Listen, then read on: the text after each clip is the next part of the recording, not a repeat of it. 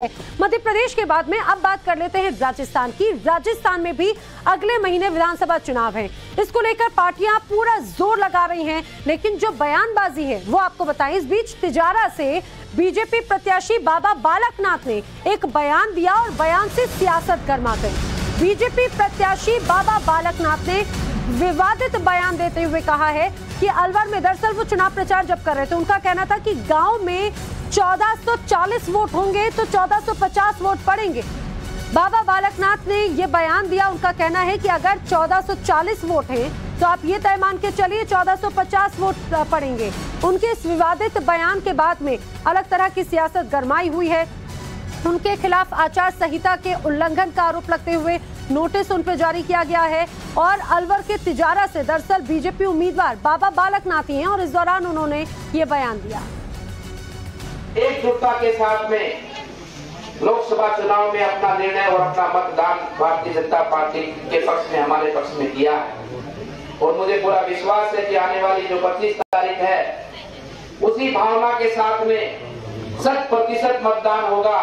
और इस बार ऐसा मतदान होगा कि गांव के वोट तो होंगे 1440 और वोट गिरेंगे 1450। निर्वाचन आयोग वाले देखेंगे वोट तो 1440 1450 के खाता पड़ गया, उसका काम चलेगा। भाई जांच करो, 5 करो, कर लो जांच, के नहीं करोगा, वोट तो पड़ गया। उधर वाले करते हैं कि हम 100 में से 80 वोट डालते हैं, हम 100 में से 110 डालेंगे। इस भावना के साथ हमें काम करना है। तो सुना आपने बाबा बालकनाथ का ये बयान, और उनके इस बयान के बाद सियासी गहमा गहमी नजर आती है। लेकिन भंवर पुष्पेंद्र मेरे साथ में जुड़ रहे हैं जयपुर से। भंवर, चुनाव प्रचार के दौरान इस तरह की बयानबाजी, आखिर बाबा बालकनाथ क्या कहना चाह रहे हैं? उनके इस बयान के बाद में किस तरह से अब एक्शन की बात हो रही है? देखिए, एक्शन की जहां तक बात है, चुनाव आयोग को शिकायत दी गई थी, उसके बाद एक नोटिस उन्हें मिला और उसके बाद उन्होंने एक सफाई दी है। सफाई में उन्होंने कहा कि मैं कार्यकर्ताओं का और आम मतदाताओं का उत्साहवर्धन कर रहा था, लेकिन जिस तरह की संख्या वो गिना रहे हैं वो कहीं ना कहीं जिस तरह की बूथ कैप्चरिंग होती है या फर्जी वोटिंग होती है उसकी तरफ भी एक इशारा जाता है। लेकिन ये चुनावी प्रक्रिया के लिए बिल्कुल ठीक नहीं कहा जा सकता है। हालांकि उन्होंने इस पर सफाई देते हुए कहा कि मैं सिर्फ उत्साहवर्धन के लिए हंसी ठिठोली में ये बात कर रहा था, ताकि कार्यकर्ताओं में उत्साह रहे, मतदाताओं में उत्साह रहे। लेकिन विपक्ष, दूसरी सत्ता पक्ष ने इसको अलग तरीके से लिया है। उन्होंने ये कहा कि इस तरह की जो बात कर रहे हैं वो कहीं ना कहीं बूथ कैप्चरिंग और जिस तरीके का बूथ पर फर्जीवाड़ा होता है उस तमाम चीजों को लेकर के जो सत्ता पक्ष है वो निशाना साध रहा है। ठीक है भंवर, जानकारी के लिए आपका शुक्रिया। दरअसल बाबा बालकनाथ ने कहा था कि अगर गांव में 1440 वोट हैं तो 1450 वोट पड़ेंगे। इस तरह की भावना जरूर रहनी चाहिए। हालांकि अब पूरे मामले की जांच के साथ में नोटिस भी जारी किया गया है बाबा बालकनाथ को। खबरों में आगे बढ़ते हैं। केंद्रीय मंत्री गजेंद्र सिंह शेखावत ने कांग्रेस पर निशाना साधा है, हमला बोला है और कहा है कि तुष्टीकरण की राजनीति राजस्थान की सरकार कर रही है। राजस्थान में निर्दोष लोग मारे जा रहे हैं, ये कहना है गजेंद्र शेखावत का। बीजेपी एक बार फिर से सत्ता में आएगी, ये भी बड़ा दावा उनकी तरफ से किया गया है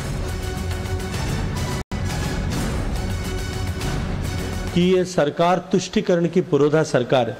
इसके अतिरिक्त भी सरकार ने जिस तरह से हिंदू पर्व और त्योहारों पर प्रतिबंध लगाया, अभी हाल ही में होने वाले नवरात्रि में होने वाले गरबा उत्सवों को जिस तरह से रोकने के षड्यंत्र किए गए, रामनवमी से लेकर के विभिन्न धार्मिक उत्सवों को मनाने पर प्रतिबंध लगाए गए, धारा 144 लगाई गई। वहीं दूसरी तरफ पीएफआई के जुलूस को ससम्मान पुलिस के संरक्षण में निकालने का पाप इस अशोक गहलोत सरकार ने किया है। संभावित हार जो है, जो आज अवश्यंभावी और सामने दिखाई दे रही, उस दीवार पे लिखा हुआ पढ़ा जा सकता है कि प्रचंड बहुमत के साथ में भारतीय जनता पार्टी सरकार में आ रही है। ये हार की बौखलाहट जो है, ये सरकार के मुखिया इस बौखलाहट के चलते हुए हिंदुओं की तुलना और हिंदुओं के दमन की तुलना आज आतंकवाद से करने को मजबूर हुए।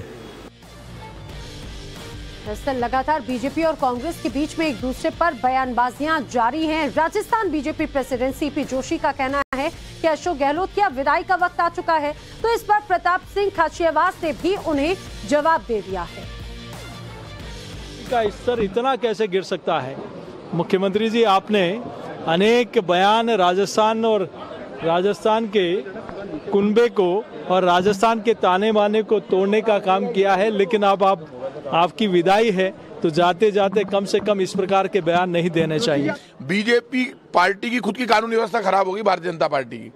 जो भारतीय जनता पार्टी अपनी पार्टी में कानूनी व्यवस्था नहीं बना पा रही, वो राजस्थान की कानूनी व्यवस्था पे सवाल उठा रही है। अरे आप राजस्थान की कानूनी व्यवस्था बीजेपी के लोगों कैसे ठीक करोगे? आप अपनी पार्टी की कानूनी व्यवस्था ठीक नहीं कर पा रहे। आपका कैंडिडेट जैसे उतरता है लोग उसको धक्के देते हैं, काले झंडे लेके मुंह पे यूं करते हैं। उनका बस चले तो काला मुंह कर दे। तो हमसे जब कहा तो हमने पुलिस लगाई। खुद मुख्यमंत्री चिंतित हो गए, हमारे कांग्रेस के सारे नेता चिंतित है कि हमारे बीजेपी के भाइयों के साथ बड़ा अन्याय हो रहा है। अब उन्होंने टिकट, या तो उनको बैठ के उनमें कॉम्प्रोमाइज कराना चाहिए, झगड़ा मिटाना चाहिए।